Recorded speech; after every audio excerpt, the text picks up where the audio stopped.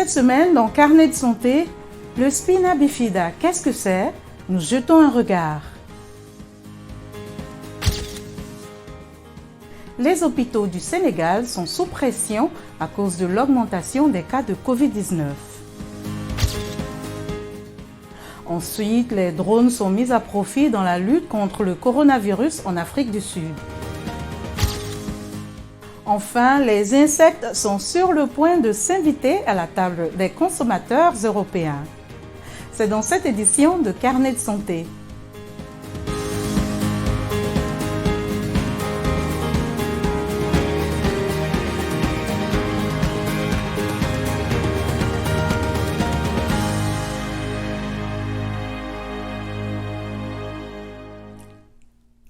Bienvenue, merci de nous rejoindre pour une nouvelle édition de Carnet de santé. C'est l'une des anomalies congénitales les plus fréquentes. Le spina bifida est l'une des malformations du tube neural les plus sévères qui ne compromet pas la survie de l'enfant. Il est le plus souvent diagnostiqué pendant la grossesse ou pendant les tout premiers jours de vie du nourrisson. Le spina bifida, du latin signifiant colonne vertébrale divisée, réfère à la fermeture incomplète de la colonne vertébrale lors du développement fœtal. Cette anomalie est retrouvée le plus souvent au niveau des régions thoraciques inférieures, lombaires et sacrales, affectant de 3 à 6 vertèbres. Les cas de spina bifida varient en gravité dépendamment de facteurs tels que la taille de l'ouverture à l'emplacement sur la colonne vertébrale. Selon les Centres pour la prévention et le contrôle des maladies des États-Unis, le CDC, plus de 300 000 bébés naissent chaque année dans le monde avec des anomalies du tube neural. La journaliste Amina Chombo de Mombasa partage les difficultés d'une mère et de son enfant de 9 ans atteint de spina bifida. Salma, une fillette de 9 ans, vit à Mombasa au Kenya. Elle ne peut pas marcher car ses membres sont faibles. Salma est victime d'une maladie connue sous le nom de spina bifida. La mère de Salma a remarqué la complication à la naissance. Immédiatement après sa naissance, j'ai vu des couleurs sur son dos que je ne comprenais pas. Je l'ai emmenée à l'hôpital et ils ont commencé à l'aider pour résoudre le problème. Le spina bifida fait référence à une anomalie congénitale qui survient lorsque la colonne vertébrale et la moelle épinière ne se forment pas correctement. Lorsqu'un bébé naît avec un spina bifida, il y a une partie du tube neural qui ne se développe pas ou ne se ferme pas correctement, ce qui provoque une anomalie congénitale dans la moelle épinière et dans les os de la colonne vertébrale. Les effets peuvent varier en fonction de la gravité de la maladie ou des dommages causés aux nerfs de la moelle épinière.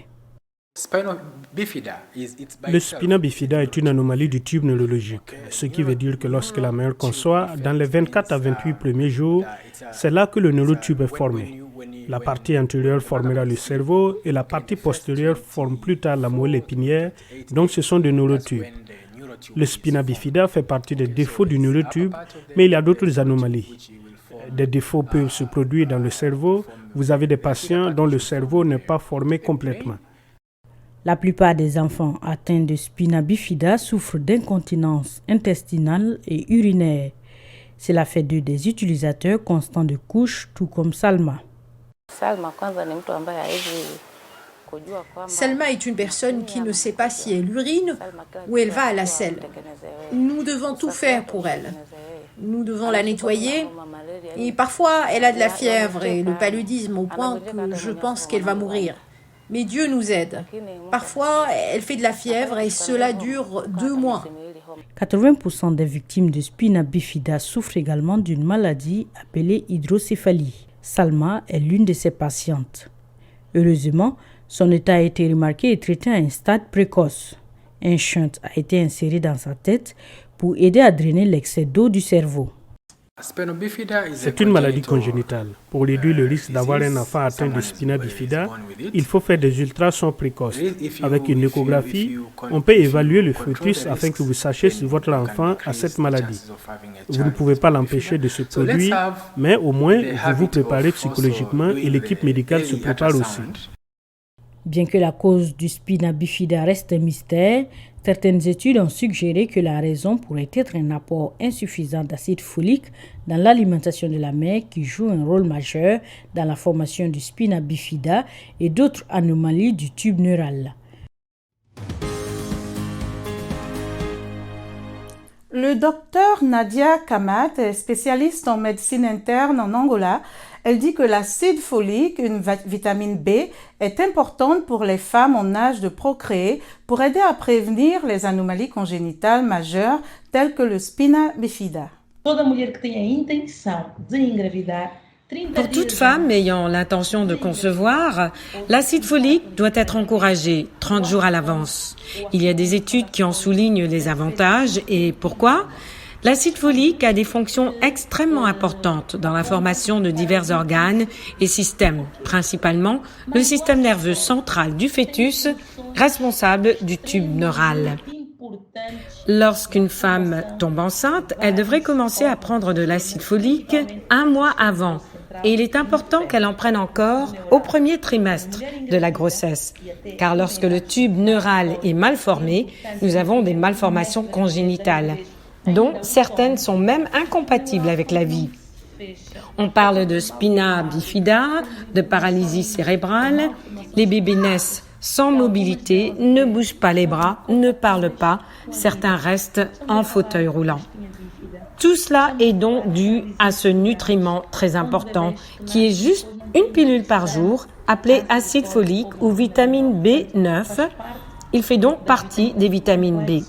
Il est très important que les femmes enceintes prennent l'acide folique car c'est là que nous aurons des athlètes, des footballeurs, des enfants qui courent, des enfants qui n'ont pas de malformation du système nerveux central.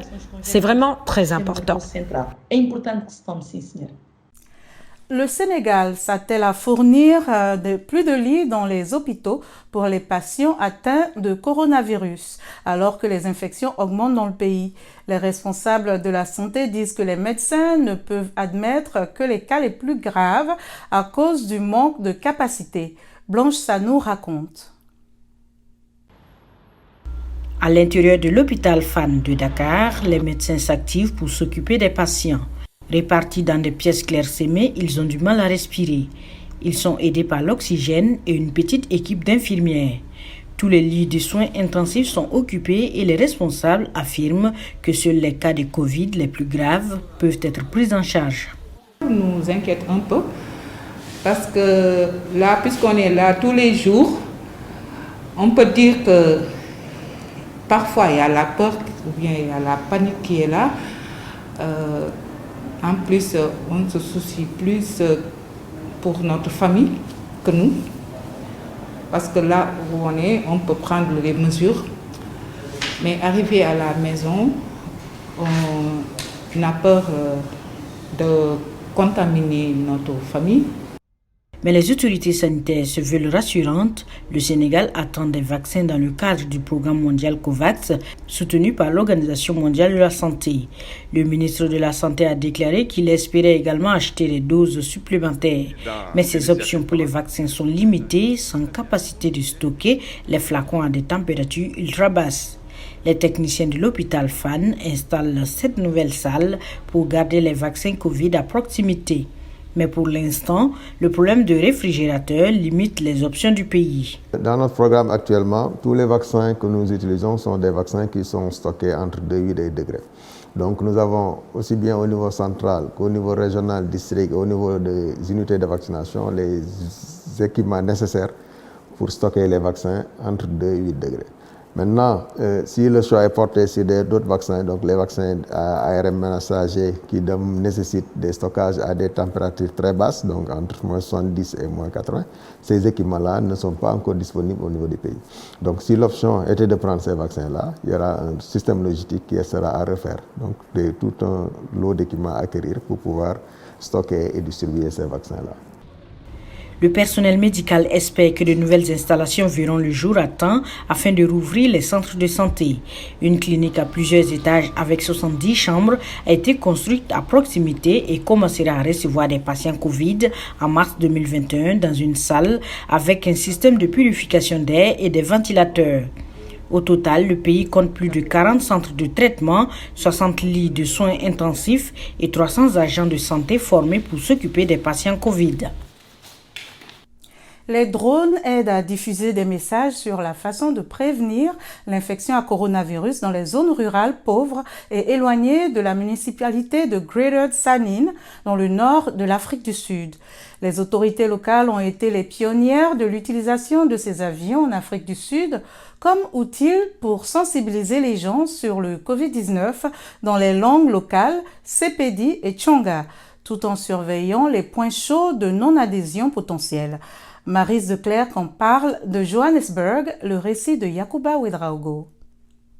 Le Covid-19 a changé beaucoup de choses en Afrique du Sud.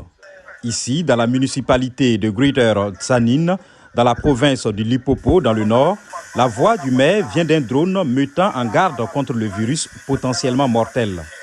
Avec seulement 3 hôpitaux dans tout le district, de grands efforts de prévention contre le coronavirus sont nécessaires. Nous pouvons accéder à tout le monde. Un drone, quand il vole, quand il plane au-dessus des communautés, il fascine, il intrigue les gens. Les gens veulent écouter, les gens veulent entendre quel est le message qui est véhiculé. Un fournisseur de services de drones agréé transmet la messagerie sur les points chauds potentiels du coronavirus sous la direction de la police et du comité Covid-19 de la municipalité.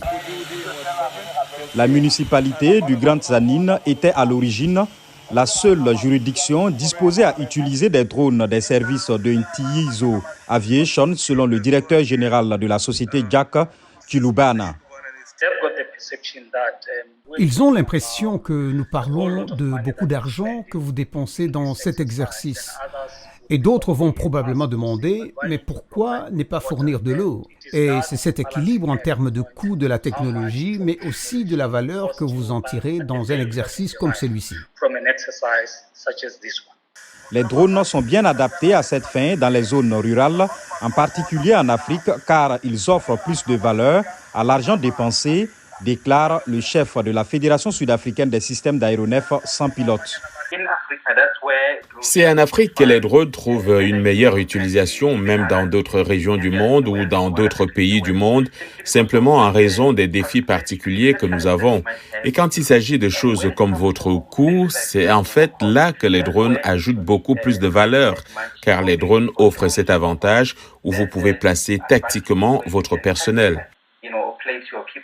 Autorités et populations sont unanimes. La diffusion du message sur la prévention du Covid-19 a beaucoup aidé dans la lutte contre la pandémie dans la région des Tsanin.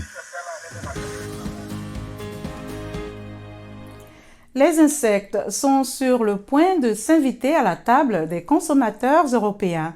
Séché ou en poudre, le ténébrion meunier ou ver de farine est le premier insecte approuvé dans la région comme aliment humain. La décision de l'Agence européenne de sécurité des aliments, EFSA, ouvre la voie à l'utilisation de ces insectes dans diverses recettes et comme farine pour faire des biscuits, des pâtes et du pain. Les vers de farine sont des larves de coléoptères et sont déjà utilisés en Europe comme ingrédients alimentaires pour animaux de compagnie.